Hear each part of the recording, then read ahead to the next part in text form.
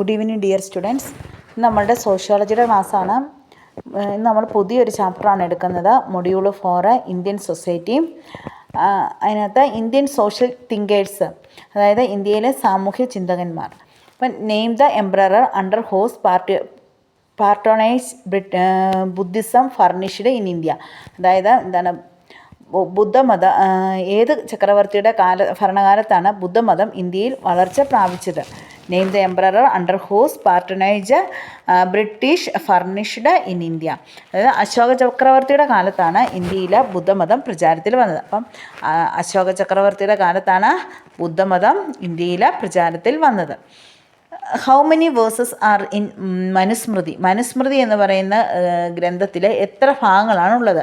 2685 ഭാഗങ്ങളാണ് ഉള്ളത്. മനുസ്മൃതിയിൽ എത്ര ഭാഗങ്ങളുണ്ട്? 2685. Who compiled Guru Granth Sahib? അതായത് ഗുരുഗ്രന്ഥ് സാഹിബ് ഗോത്രം സ്വീകരിച്ചത് ആരാണ്? ഗുരു അർജുൻ ദേവ്. ഗുരുഗ്രന്ഥ് സാഹിബ് എന്ന് പറയുന്ന ഒരു ഗോത്രമുണ്ട്, ആ ഗോത്രം സ്വീകരിച്ച ആളാണ് ഗുരു അർജുൻ ദേവ്. വലിയ ഡീറ്റെയിൽ ആയിട്ടൊന്നും അവിടെ നോക്കാനില്ല, ഈ വൺ വേർഡായിട്ടൊക്കെ ചോദിക്കാവുന്ന ക്വസ്റ്റ്യൻസാണ് മണ്ടേ കൊടുത്തത്. ഇനി നമ്മൾ നോക്കുന്ന ഡീറ്റെയിൽ ആയിട്ട് പഠിക്കേണ്ട ഒരു ക്വസ്റ്റ്യനാണ്, how do you know about the Indus valley civilisation? പരീക്ഷയ്ക്കൊക്കെ ചോദിക്കാറുള്ളതാണ് ഇൻഡസ് വാലി സിവിലൈസേഷൻ. അതായത് സിന്ധു നദീതട സംസ്കാരം എന്നുകൊണ്ട് എന്താണ് അർത്ഥമാക്കുന്നത്? നമ്മൾ ഹിസ്റ്ററിക്കകത്തൊക്കെ പഠിച്ചിട്ടുള്ളതാണ്.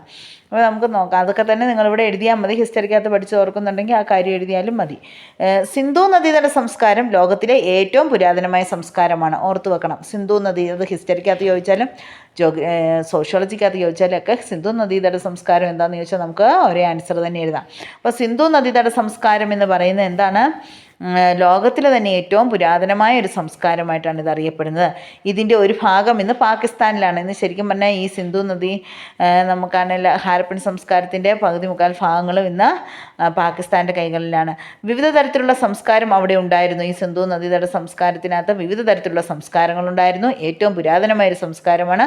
പലതരം കലകളും കരകൗശല വിദ്യകളും ആസൂത്രിത നഗരങ്ങളും കൃഷിയും ടൗണുകളും ഉണ്ടായിരുന്നതായി കണക്കാക്കപ്പെടുന്നുണ്ട്. ഈ കാലഘട്ടം എന്ന് പറയുമ്പോൾ ഒരു ഈ സിന്ധു നദിയുടെ സംസ്കാരം എന്ന് വെച്ചാൽ കുറച്ച് ഗ്രേറ്റ് ആയിട്ടുള്ള, അല്ലെങ്കിൽ ഒരു നല്ലൊരു മഹത്തായ ഒരു സംസ്കാരമായിരുന്നു. ആ സംസ്കാര കാലഘട്ടത്തിലാണെങ്കിൽ കരകൗശല വിദഗ്ധരും കലാകാരന്മാരും ആസൂത്രിത നഗരങ്ങളും എല്ലാം ഉണ്ടായിരുന്നു. നല്ല വൃത്തിയുള്ള ടൗണുകളും എല്ലാം ഉണ്ടായിരുന്നു. കൃഷിയൊക്കെ ചെയ്തിരുന്നതായിട്ടും വലിയൊരു കുളപ്പുര ഉള്ളതായിട്ടും ഒക്കെ നമ്മൾ പഠിച്ചിട്ടുണ്ടല്ലേ. മോഹൻജദോരോയിലെ വലിയൊരു കുളപ്പുര ഉണ്ടായിരുന്നു എന്നൊക്കെ പറഞ്ഞ് ഹിസ്റ്ററിക്കകത്ത് പഠിച്ചിട്ടുണ്ട്. അതൊക്കെ തന്നെ നിങ്ങൾക്ക് ഇവിടെ എഴുതാവുന്നതാണ്. ഇനി ആര്യന്മാരുടെ ആഗമനത്തോടെയാണ് ഇന്ത്യ ചരിത്രം ആരംഭിക്കുന്നതെന്നാണ് ദീർഘകാലമായിട്ട് നമ്മൾ കരുതിപ്പോകുന്നത്. അപ്പോൾ ആര്യന്മാരുടെ വരവോടുകൂടിയാണ് ഇന്ത്യ ചരിത്രം ആരംഭിക്കുന്നതെന്നാണ് നമ്മൾ കരുതിപ്പോന്നിരുന്നത്. എന്നാൽ ആര്യന്മാരുടെ വരവിന് മുമ്പ് തന്നെ ഇവിടെ ഒരു സംസ്കാരം ഉണ്ടായിരുന്നെന്നും നല്ല മെച്ചുവേർഡായിട്ടുള്ളൊരു സംസ്കാരമായിരുന്നെന്നും ഒക്കെ നമ്മൾ പഠിക്കുന്നു. സിന്ധു നദിയുടെ സംസ്കാരമാണത്. ആര്യന്മാർക്ക് മുന്നേ തന്നെ ഉണ്ടായിരുന്നൊരു സംസ്കാരമായിരുന്നു. എന്നാൽ ഹാരപ്പയിലെയും മോഹൻജദാരോയിലും നടത്തിയ ഉത്ഖനനങ്ങൾ പഴയ വിശ്വാസങ്ങൾ തെറ്റാണെന്ന് തെളിയിച്ച് ഹാരപ്പയിലാണ് ഒരു ജനപദത്തിൻ്റെ അവശിഷ്ടങ്ങൾ ആദ്യമായി കണ്ടെത്തിയത്. പിന്നീട് 1000-ഓളം സ്ഥലങ്ങൾ കൂടി അതേതരം നഗരാവശിഷ്ടങ്ങൾ കണ്ടെത്തുകയുണ്ടായി. പണ്ഡിതന്മാർ അതിന് സിന്ധു നദിയുടെ സംസ്കാരം എന്ന് പേരിട്ടു. അങ്ങനെ നമ്മൾ ഈ സംസ്കാരത്തെ സിന്ധു നദിയുടെ സംസ്കാരം എന്ന് പണ്ഡിതന്മാർ വിളിക്കുന്നു. അതിന് കാരണം ആദ്യ കാലഘട്ടത്തിലെ സംസ്കാരമായിട്ടാണ് നമ്മളിതിനെ കാണുന്നത്. ആര്യന്മാരുടെ വരവോടുകൂടി അല്ല ഇവിടെ സംസ്കാരത്തിന് തുടക്കം കുറിക്കുന്നത്. അതിനു മുമ്പ് തന്നെ സിന്ധു നദീതടത്തിലെ സംസ്കാരങ്ങൾ ഉണ്ടായിരുന്നുവെന്ന് മനസ്സിലാക്കാനായിട്ട് സാധിക്കുന്നു. അടുത്ത question, explain the Vedic age. വേദകാലഘട്ടത്തെക്കുറിച്ച് വിവരിക്കുക. വേദം എന്ന വാക്കിന് അറിവ് എന്നാണ് അർത്ഥം. അതായത് ആത്മീയമായ അഥവാ മതപരമായ അറിവ്. വേദം എന്ന വാക്കിൻ്റെ അർത്ഥം എന്താണ്? അറിവ് എന്നാണ്. അതെ, ആത്മീയമായ അറിവ് അല്ലെങ്കിൽ മതപരമായ അറിവ് എന്നൊക്കെയാണ് അതുകൊണ്ട് അർത്ഥമാക്കുന്നത്. ഏതെങ്കിലും ഒരു സാഹിത്യകൃതിയെ സൂചിപ്പിക്കുന്ന വാക്കല്ലാതെ അനേകം നൂറ്റാണ്ടുകളിലൂടെ വളർന്ന് വികസിച്ച ഒരു സാഹിത്യ മണ്ഡലത്തെ ആകെ ഉൾക്കൊള്ളുന്ന പദമാണ്. അപ്പം വേദം എന്ന് പറയുന്നത് അനേകം നൂറ്റാണ്ടുകളിലൂടെ വളർന്ന് വികസിച്ച് വന്നതാണ്. അതുപോലെ തന്നെയാണെങ്കിലും വേദങ്ങൾ 4 എണ്ണമാണുള്ളത്. നമ്മൾ പഠിച്ചിട്ടുണ്ട്. വേദങ്ങൾ 4 എണ്ണം ഉണ്ടെന്ന് പഠിച്ചിട്ടുണ്ട്. ഏതൊക്കെയാണ്? ഋഗ്വേദം, യജുർവേദം, സാമവേദം, അഥർവവേദം. ഏറ്റവും ആദ്യം രചിക്കപ്പെട്ട വേദമാണ് ഋഗ്വേദം എന്ന് പറയുന്നത്. ഇതിനകത്ത് ദേവീ ദേവന്മാർക്കുള്ള സ്തുതികളൊക്കെയാണ് ഋഗ്വേദത്തിനകത്ത് ഉള്ളത്. ഋഗ്വേദത്തിൽ നിന്നും സംഹരിച്ച സ്തോത്രങ്ങളൊക്കെയാണ് സാമവേദത്തിനകത്തുള്ളത്. ഋഗ്വേദത്തിൽ നിന്നും എടുത്തിട്ടുള്ള സ്തോത്രങ്ങളാണ് സാമവേദത്തിലുള്ളത്. യജ്ഞങ്ങളുടെ ചടങ്ങുകളും മന്ത്രങ്ങളും അടങ്ങിയതാണ് യജുർവേദം. സൃഷ്ടിയുടെ രഹസ്യങ്ങൾ, രോഗനിവാരണത്തിലുള്ള മന്ത്രങ്ങൾ എന്നിവ അടങ്ങിയതാണ് അഥർവവേദം. ഓരോ വേദത്തിനും 4 ഭാഗങ്ങളുണ്ട്. സംഹിത, ബ്രാഹ്മണ്യം, ആരണ്യം, ഉപനിഷത്ത് എന്നിവയാണ്. വേദങ്ങൾ ശരിക്കും പാരായണം ചെയ്യുന്നതിനും യജ്ഞക്രിയകൾ യഥാവിധി നിർവഹിക്കുന്നതിനും വേണ്ടി 6 വേദാന്തങ്ങളും 6 ദർശനങ്ങളുമുണ്ട്. ശിക്ഷ, ഛാന്ദസ്, വ്യാകരണം, നിരുക്തം, ജ്യോതിഷം, കൽപ്പകം എന്നിവയാണ് 6 വേദാന്തങ്ങൾ. അതൊന്നും നമ്മൾ ഓർത്ത് വെച്ചില്ലെങ്കിലും കുഴപ്പമൊന്നുമില്ല. നമ്മൾ ഇത്രയും കാര്യങ്ങളൊന്നും ഓർത്ത് വെച്ച് അതിനകത്ത് മെയിനായിട്ട് നിങ്ങൾ ഓർത്ത് വെക്കേണ്ട വേദങ്ങളെക്കുറിച്ചൊരു ഷോർട്ട് നോട്ട് തയ്യാറാക്കാൻ പറഞ്ഞൊരു ക്വസ്റ്റ്യൻ ചോദിച്ചു കഴിഞ്ഞാൽ നിങ്ങൾ ഇത്രയും ഓർത്ത് വെച്ചാൽ മതി. ശരിക്കും എഴുതിയാൽ മതി. വേദം എന്ന് പറഞ്ഞാൽ വേദം എന്ന വാക്കിന് അർത്ഥം എന്താണ്? അറിവ് എന്നാണ്. അതുപോലെയാണ് എൻ്റെ വേദം എന്ന് പറഞ്ഞു കഴിഞ്ഞാൽ അത് ആത്മീയമായ മതപരമായ അറിവ് എന്നൊക്കെയാണ് അതുകൊണ്ട് അർത്ഥമാക്കുന്നത്. പിന്നെയാണെല്ലാം വേദങ്ങൾ 4 എണ്ണമാണുള്ളത്. ഏതൊക്കെയാണ്? ഋഗ്വേദം, യജുർവേദം, സാമവേദം എന്നിവയാണ് വേദങ്ങളായിട്ടുള്ളത്. ഈ ഋഗ്വേദമാണ് ആദ്യം രചിക്കപ്പെട്ടത്. ഋഗ്വേദം എന്ന് പറഞ്ഞാൽ ദേവീ ദേവന്മാർക്കുള്ള സ്തുതികളും സ്തോത്രങ്ങളും ഒക്കെയാണ് അതിനകത്തുള്ളത്. അതിൻ്റെ ഒരു പരിഷ്കരിച്ച രൂപമാണ് സാമവേദത്തിനകത്ത് കാണപ്പെടുന്നത്. പിന്നെയാണ് അഥർവവേദം എന്ന് യജ്ഞങ്ങളും യാഗങ്ങളും ഒക്കെ നടത്തുന്നതാണ്. യജ്ഞങ്ങളും അതുപോലെ തന്നെയാണ് യജ്ഞങ്ങളും ചടങ്ങുകളും മന്ത്രങ്ങളും ഒക്കെ അടങ്ങിയതാണ് യജുർവേദം എന്ന് പറയുന്നത്. യജുർവേദത്തിനകത്താണ് യജ്ഞങ്ങളും യാഗകർമ്മങ്ങളെക്കുറിച്ചൊക്കെ പറയുന്നത്. പിന്നെ രോഗനിവാരണങ്ങളും മന്ത്രങ്ങളും ഒക്കെ നടത്തുന്നതാണ്. അഭിചാര പൂജകളും ഒക്കെ ചെയ്യുന്നതാണ് ഈ അഥർവവേദത്തിനകത്താണേൽ. അപ്പോൾ ഇത്രയും കാര്യങ്ങളൊക്കെ ഓർത്ത് വെക്കുക. പിന്നെയാണേൽ വേദത്തിന് 4 ഭാഗങ്ങളുണ്ട്. സംഹിത, ബ്രാഹ്മണ്യം, ആരണ്യകം, ഉപനിഷത്തുകൾ. ഇത്രയൊക്കെ ഒന്ന് ഓർത്ത് വെച്ചാൽ മതി. പിന്നെ നമുക്ക് നിങ്ങൾ ഹിസ്റ്ററിക്കകത്ത് കുറേ കാര്യങ്ങളൊക്കെ വേദങ്ങളെക്കുറിച്ച് പഠിച്ചിട്ടുണ്ട്. അതും കൂടി ചേർത്ത് വേണമെങ്കിൽ ഇവിടെ എഴുതാവുന്നതാണ്. പിന്നെ who was the founder of Buddhism? What were the 4 noble truths of Buddhism?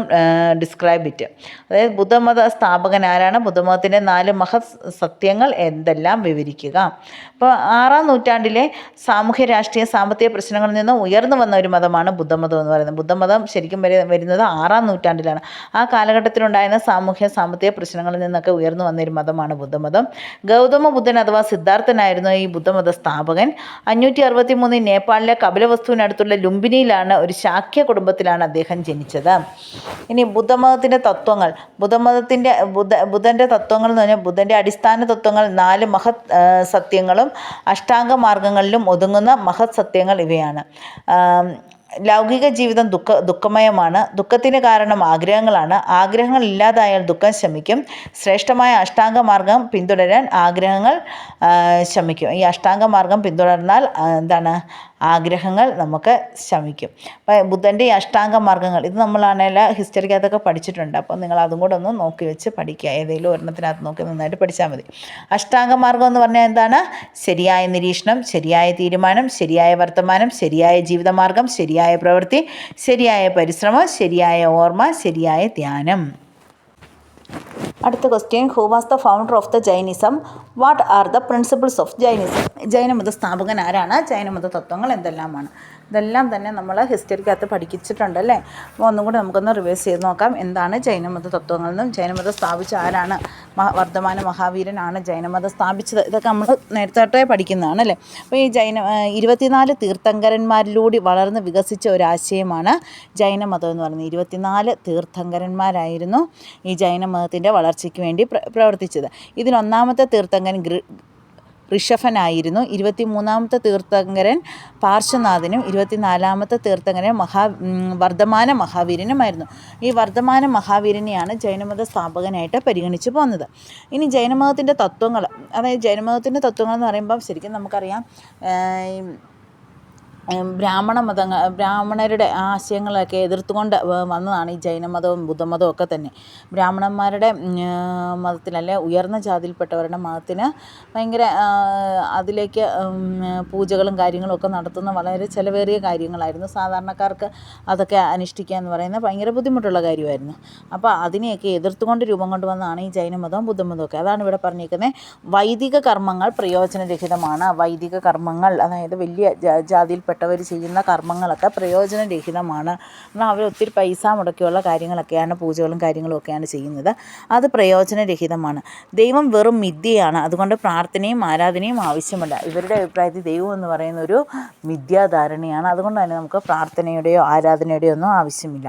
പിന്നെ ദുഃഖം, സഹനം, ജനനം, മരണം ഇവയുടെ മൂലകാരണം കർമ്മങ്ങളാണ്. ഇവയിൽ നിന്നുള്ള മോചനമാണ് നിർവ്വാണം അഥവാ മോക്ഷണം. ദുഃഖവും സഹനവും ജനനവും മരണവും എല്ലാം ഇതിൻ്റെ എല്ലാം മൂല കാരണം എന്ന് വെച്ചാൽ അവർ ചെയ്യുന്നതിൻ്റെ കർമ്മത്തിൻ്റെ ഫലമാണ്. അപ്പോൾ ഇവയിൽ നിന്നുള്ള മോചനമാണ് നിർവ്വാണം അഥവാ മോക്ഷം എന്ന് പറയുന്നത്. കർമ്മം ശുദ്ധമാണെങ്കിലേ നിർവ്വാണം ലഭിക്കൂ. നമ്മൾ ചെയ്യുന്ന പ്രവൃത്തികൾ നല്ലതാണെങ്കിൽ മാത്രമേ നമുക്ക് മോക്ഷം ലഭിക്കൂ എന്നാണ് ജൈനമതത്തിൻ്റെ തത്വമായിട്ട് പറയുന്നത്. അവനവൻ ചെയ്യുന്ന പ്രവൃത്തികൾ നല്ലതാണെങ്കിൽ അവർക്ക് അതിനുള്ള മോക്ഷം ലഭിക്കും എന്നാണ് ജൈനമതം പറയുന്നത്. ത്രിരത്നങ്ങൾ അനുഷ്ഠിച്ചുകൊണ്ട് കർമ്മം വിശുദ്ധമാക്കാൻ കഴിയും. അതായത് ത്രിരത്നങ്ങളാണ് ജൈനമതത്തിൻ്റെ അടിസ്ഥാന തത്വങ്ങൾ. ത്രിരത്നങ്ങൾ ഓർത്തു വെക്കണം കേട്ടോ. മറ്റേ ബുദ്ധമതത്തിലാണ് അഷ്ടാംഗ മാർഗങ്ങളുണ്ട്, ജൈനമതത്തിലാണ് ത്രിരത്നങ്ങളുണ്ട്. ത്രിരത്നങ്ങൾ എന്ന് പറഞ്ഞാൽ ശരിയായ അറിവ്, ശരിയായ വിശ്വാസം, ശരിയായ സ്വഭാവം. ഇതിനെയാണ് ജൈനമതക്കാർ ത്രിരത്നം എന്ന് പറയുന്നത്. ശരിയായ വിശ്വാസം, ശരിയായ അറിവ്, ശരിയായ സ്വഭാവം. ഇനി അടുത്തത് സന്യാസാനുഷ്ഠാനം, സ്വയം പീഡനം, ആഹാരം വർജിച്ചുകൊണ്ടുള്ള മരണം എന്നീ വഴികളിലൂടെ നിർവ്വാണം പ്രാപിക്കാം. ഇനി നമുക്ക് മോക്ഷം ലഭിക്കണമെങ്കിൽ നമ്മൾ എന്തൊക്കെ കാര്യങ്ങൾ ചെയ്യണം? സന്യാസി ജീവിതം നയിക്കുക, പിന്നെ സ്വയമേ നമ്മളെ ശരീരത്തെ പീഡിപ്പിക്കുക, ആഹാരം വർജിച്ചുകൊണ്ടുള്ള മരണം, എന്നിവ പട്ടിണി കിടന്ന് മരിക്കുക. ഇതൊക്കെയാണ് മോക്ഷം നേടാനുള്ള പ്രധാനപ്പെട്ട മാർഗമായിട്ട് പറയുന്നത്. ഇനി what does Kautilya Arthashastra describe in your own words. നമുക്കറിയാം കൗടില്യനാണ് അർത്ഥശാസ്ത്രം രചിച്ചിരിക്കുന്നത്. അപ്പോൾ കൗടില്യനെക്കുറിച്ചുള്ള വാക്കുകൾ എന്താണെന്ന് വെച്ചാൽ കൗടില്യനെക്കുറിച്ചുള്ള കാര്യങ്ങളാണ് ഇനി പറയുന്നത്. അപ്പം മൗര്യ സാമ്രാജ്യത്തിലെ ഒരു പ്രധാന പണ്ഡിതനായിരുന്നു കൗടില്യൻ എന്ന് പറയുന്നത്. മൗര്യ സാമ്രാജ്യത്തിലെ ഒരു പ്രധാന പണ്ഡിതനെ വിളിച്ചിരുന്ന പണ്ഡിതനായിരുന്നു. മൗര്യ സാമ്രാജ്യത്തിലെ ഒരു പ്രധാന പണ്ഡിതനായിരുന്നു കൗടില്യൻ. BC 321 മൗര്യ സാമ്രാജ്യ സ്ഥാപകനായ ചന്ദ്രഗുപ്ത മൗര്യർ അധികാരത്തിലേറ്റത് കൗടില്യൻ എന്ന ബ്രാഹ്മണൻ്റെ സഹായത്തോടെയാണ്. ചന്ദ്രഗുപ്ത മൗര്യൻ അധികാരമേൽക്കുന്നത് കൗടില്യൻ എന്ന ബ്രാഹ്മണൻ്റെ സഹായത്തോടെയാണ്. സിംഹാസനം എടുക്കുന്നതിലും അത് നിലനിർത്തുന്നതിനും കൗടില്യൻ ചന്ദ്രഗുപ്തനെ സഹായിക്കുകയും വഴികാട്ടിയുമായിരുന്നു. അദ്ദേഹം എഴുതിയ അർത്ഥശാസ്ത്രമാണ് രാഷ്ട്രസങ്കല്പത്തിന് വ്യക്തമായൊരു നിർവചനം നൽകിയത്. കൗടില്യൻ്റെ അർത്ഥശാസ്ത്രം വളരെ ഇമ്പോർട്ടൻ്റ് ആയിട്ടുള്ള ഒന്നാണ്. അത് വൺ വേർഡായിട്ടൊക്കെ ചോദിക്കാറുണ്ട്. രാഷ്ട്രീയ സിദ്ധാന്തങ്ങൾ, ഗവൺമെൻറ്റിൻ്റെ ഘടന, രാഷ്ട്രീയവും സാമൂഹ്യവും തുടങ്ങിയവയെല്ലാം അർത്ഥശാസ്ത്രം ആഴത്തിൽ വിശകലനം ചെയ്യുന്നുണ്ട്. രാഷ്ട്രത്തെക്കുറിച്ചുള്ള കൗടില്യൻ്റെ സിദ്ധാന്തം സപ്താംഗ സിദ്ധാന്തം എന്നറിയപ്പെടുന്നു. അപ്പോൾ രാഷ്ട്രത്തെക്കുറിച്ചുള്ള കൗടില്യൻ്റെ സിദ്ധാന്തത്തെ നമ്മൾ സപ്താംഗ സിദ്ധാന്തം എന്നറിയപ്പെടുന്നത്. ഏതൊക്കെയാണ് ഈ സപ്താംഗ സിദ്ധാന്തം എന്ന് നോക്കാം. രാഷ്ട്രത്തിന് 7 അംഗങ്ങൾ ഉണ്ടായിരിക്കണം എന്നാണ് കൗടില്യൻ്റെ നിഗമനം. രാഷ്ട്രത്തിന് 7 ഘടകങ്ങൾ ഉണ്ടായിരിക്കണം. 1 രാജാവ്, അല്ലെ സ്വാമി എന്ന് പറയും. അമാത്യ എന്ന് വെച്ചാൽ മന്ത്രി. രാജാവ് വേണം, മന്ത്രി വേണം. പിന്നെ ജനപദം എന്ന് പറയുമ്പോൾ രാഷ്ട്രം വേണം. പിന്നെ ദുർഗ കോട്ട, മിത്ര സഖ്യം, കോശ ഖജനാവ്, ദണ്ഡ, നീതി എന്നീ ഘടകങ്ങൾ നമ്മൾ വിളിക്കുന്ന പേരാണ് സപ്താംഗ സിദ്ധാന്തം. എക്സ്പ്ലെയിൻ ദ മനുസ്മൃതി. ഇനി അടുത്താണ് മനുസ്മൃതി. എന്താണ് മനുസ്മൃതി? മനുസ്മൃതിയിൽ 2685 ഭാഗങ്ങളുണ്ട്. ഇത് 12 പുസ്തകങ്ങളായിട്ടാണ് തരംതിരിച്ചിട്ടുള്ളത്. ആദ്യത്തെ പുസ്തകം ആമുഖമാണ്. രണ്ടാമത്തെ പുസ്തകം നിയമങ്ങളെക്കുറിച്ചുള്ളതാണ്. ഇതിൽ ജീവിതത്തിലെ 4 ഘട്ടങ്ങളിലെ 1-ാമത്തെ ഘട്ടത്തെക്കുറിച്ച് പറയുന്നത്. ഇതിൽ ബ്രഹ്മചാരികൾ അനുഷ്ഠിക്കേണ്ട നിയമങ്ങളെക്കുറിച്ചും പറയുന്നു. 3-ാമത്തെയും 4-ാമത്തെയും പുസ്തകങ്ങൾ 2-ാമത്തെ ആശ്രമമായ ഗൃഹസ്ഥത്തെ കുറിച്ചാണ് പറയുന്നത്. ഗൃഹസ്ഥാശ്രമം അതിനെക്കുറിച്ചാണ് പറയുന്നത്. 5-ാമത്തെ പുസ്തകം സ്ത്രീകളുടെ കടമകളെക്കുറിച്ച് പറയുന്നു. 6-ാമത്തെ പുസ്തകം അവസാനത്തെ 2 ആശ്രമങ്ങളായ വാനപ്രസ്ഥത്തെക്കുറിച്ചും സന്യാസത്തെക്കുറിച്ചും പറയുന്നു. 7-ാമത്തെയും 8-ാമത്തെയും 9-ാമത്തെയും പുസ്തകത്തിൽ നിയമങ്ങളെക്കുറിച്ചും രാജാവിൻ്റെ കടമകളെക്കുറിച്ചും ക്രിമിനൽ നിയമങ്ങളെക്കുറിച്ചുമുള്ളതാണ്. 10-ാമത്തെ പുസ്തകം ജാതി വ്യവസ്ഥയുടെ ഉത്ഭവത്തെക്കുറിച്ചും അതിൻ്റെ കടമകളെക്കുറിച്ചും പറയുന്നു. 11-ാമത്തെ പുസ്തകത്തിൽ നന്മ തിന്മകളാണ് പ്രതിപാദ്യ വിഷയം. അവസാനത്തെ പുസ്തകത്തിൽ നന്മ കുറിച്ചും ജീവിതത്തെക്കുറിച്ചും മരണത്തെക്കുറിച്ചും പുനർജീവനെക്കുറിച്ചും പറയുന്നു. അടുത്ത question, how did Kabir become and ideal for lower classes discuss. എന്തുകൊണ്ടാണ് കബീറിനെ താഴ്ന്ന ജാതിക്കാർക്ക് മാതൃകയായി കാണുന്നത്? എന്തുകൊണ്ടാണ് കബീറിനെ താഴ്ന്ന ജാതിക്കാർ മാതൃകയായി കാണുന്നത്? വിവരിക്കാം. Why did Kabir become and ideal for lower classes discuss. എന്തുകൊണ്ടാണ് കബീറിനെ താഴ്ന്ന ജാതിക്കാർക്ക് മാതൃകയായി കാണുന്നത്? വിവരിക്കുക.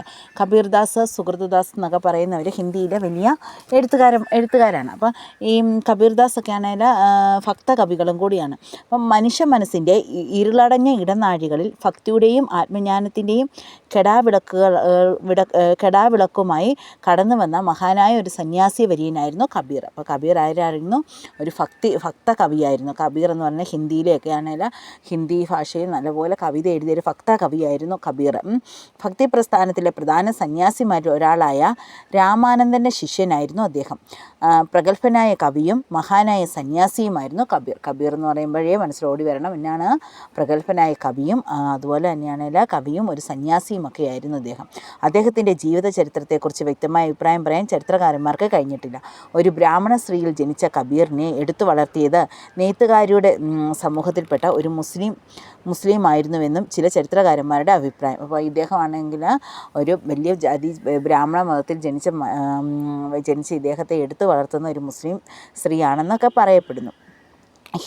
ഹിന്ദുമതവും ഇസ്ലാം മതവും തമ്മിലുള്ള രഞ്ജിപ്പിനായി പ്രവർത്തിച്ചു. ഹിന്ദുമതവും ഇസ്ലാം മതവും ഒന്നിച്ച് പ്രവർത്തിക്കണമെന്ന് ആഗ്രഹിച്ചിരുന്ന വ്യക്തിയായിരുന്നു ഇദ്ദേഹം.